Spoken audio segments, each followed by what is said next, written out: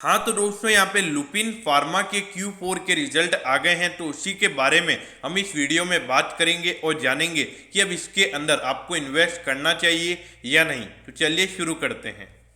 तो देखिए, सबसे पहले अगर हम यहाँ पे टोटल रेवेन्यू की बात करें क्वार्टर ऑन क्वार्टर बेसिस, तो वहाँ पे हमको 4% का डिक्लाइन टोटल रेवेन्यू में देखने को मिला है। और जो टोटल रेवेन्यू यहाँ पे निकल कर आया है वो है 3759 करोड़ का। तो ऑल ओवर यहाँ पे रेवेन्यू ग्रोथ अराउंड हमको 4% यहाँ पे डिक्लाइन होता हुआ नजर आ रहा है। लेकिन इसके बावजूद भी जो कंपनी का जो नेट प्रॉफिट है वो पिछले क्वार्टर के कंपैरिजन में 5% बढ़कर 464 करोड़ का यहाँ पे कंपनी का टोटल नेट प्रॉफिट निकल कर आया है। तो यहाँ पर अगर देखा जाए तो पिछले क्वार्टर के कंपैरिजन में एकदम फ्लैट परफॉर्मेंस है, मतलब ज़्यादा ग्रोथ भी नहीं है और ज़्यादा डिक्लाइन भी नहीं है, तो ये फ्लैट परफॉर्मेंस है। अब उसके बाद अगर हम ईयर ऑन ईयर यानी कि पिछले साल के जनवरी से मार्च वाले क्वार्टर से अगर हम कंपेयर करें तो वहां पे 0.8% का रेवेन्यू में हमको डिक्लाइन देखने को मिला है, मतलब अराउंड 1% का डिक्लाइन हमको यहाँ पे टोटल रेवेन्यू में देखने को मिला है।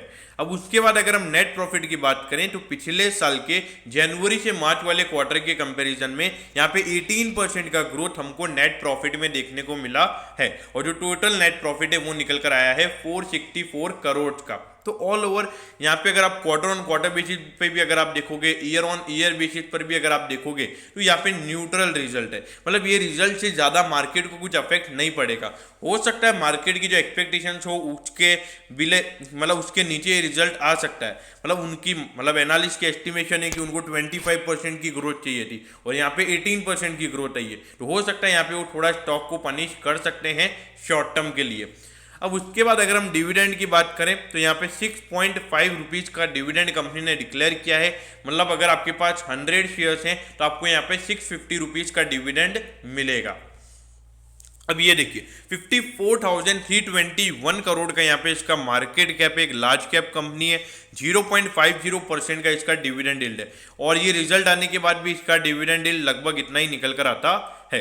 अगर हम इंडस्ट्री के पीई के कंपैरिजन में बात करें तो थोड़े से प्रीमियम वैल्यूएशन पर ट्रेड हो रहा है, लेकिन जो प्रीमियम वैल्यूएशन पे ये ट्रेड हो रहा है उतना प्रीमियम यहाँ पे रिजल्ट नहीं आया है, तो रिजल्ट थोड़ा डिसअपॉइंटमेंट है। क्योंकि अगर जो कंपनी प्रीमियम वैल्यूएशन पर ट्रेड हो रही है तो वो जो इसके कंपटीटर्स हैं उससे ज़्यादा यहाँ पर ग्रोथ दिखा है, तो ही वो प्रीमियम वैल्यूएशन पर ट्रेड होनी चाहिए, ऐसा मेरा मानना है।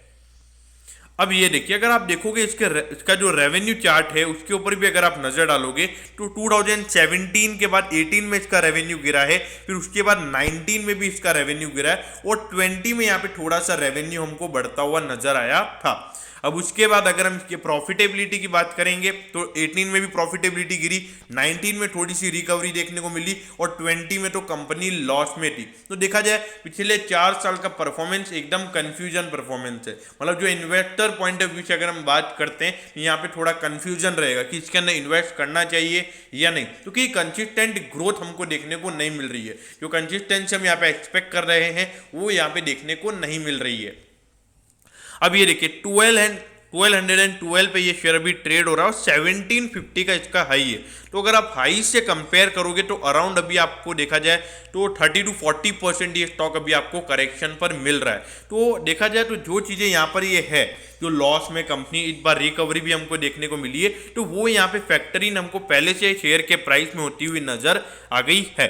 अगर आप देखोगे तो 5 साल पहले जिन्होंने इसमें इन्वेस्ट किया होगा वो अभी 24% लॉस में होंगे। तो यहाँ पर अगर देखा जाए तो लुपिन अभी भी यहाँ पे ज़्यादा अच्छी ग्रोथ नहीं दिखा रहा है। तो जो यहाँ पे जिन्होंने इसमें इन्वेस्टमेंट नहीं किया हुआ, मतलब जो लोग इसमें लॉन्ग टर्म इन्वेस्टमेंट करना चाहते हैं, तो मेरे ख्याल से आपको ये स्टॉक अवॉइड करना चाहिए। क्योंकि जो कंपटीटर्स हैं, सन फार्मा हो गया, सिप्ला हो गया, तो वो यहाँ पे ज़्यादा अच्छे नज़र आते हैं और वैल्यूएशन पॉइंट ऑफ व्यू से भी वो कंपनीज अट्रैक्टिव नज़र आती है। लेकिन लुपिन यहाँ पे प्रीमियम वैल्यूएशन पर ट्रेड हो रहा है और वो ग्रोथ भी यहाँ पे ये नहीं दिखा रहा है। तो प्रीमियम वैल्यूएशन मेरे ख्याल से इसको नहीं मिलना चाहिए, ऐसा मेरा मानना है। अगर अब बात करें जिन्होंने इन्वेस्टमेंट किया हुआ है, देखिए जिन लोगों ने यहाँ पे 700 या 800 के लेवल पे स्टॉक को खरीदा हुआ है तो वो तो बने रह सकते हैं, लेकिन इस प्राइस पर खरीदना मेरे ख्याल से थोड़ा कॉस्टली हो सकता है।